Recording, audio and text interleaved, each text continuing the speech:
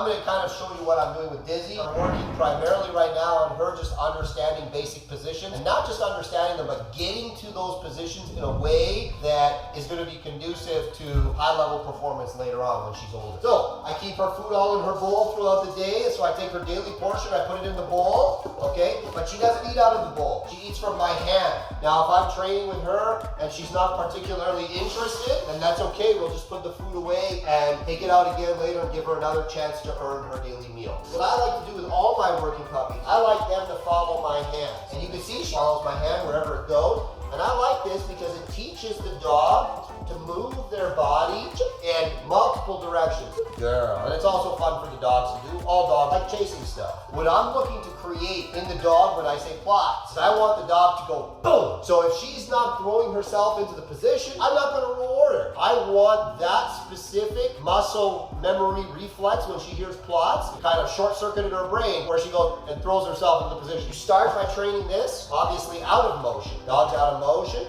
You can reward them a little bit just for being in a sit. Let's. And you can see that dog kind of throws herself right into that position. That's what I'm looking for. Let's. There you go. Good girl. Through many repetitions of doing this, I'm going to start to create this picture. Whenever she hears that word, she's going to perform the behavior in that manner. Let's. And you can see there, she was wrong. She didn't quite do it right. Let's. That's it. And you can see that moment she throws herself into the position. That's what I'm after. And again, for the sit, you know it's kind of the same thing as the plots, but in reverse. Now I'm adding a little motion to the exercise. Let's. Let's. That's it. So you can see there, I added a little motion and the dog began to struggle. No problem. I just went back to the stationary, worked a little bit on just making that fast plot out of the stationary. I'll try a little bit more motion. Let's. Nope. And you can see she's kind of doing a two-stage. She's going 1, 2.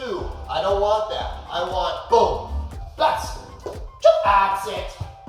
Good. And you can see there, I made a little bit more of a movement. The dog offered me the correct behavior. Good enough.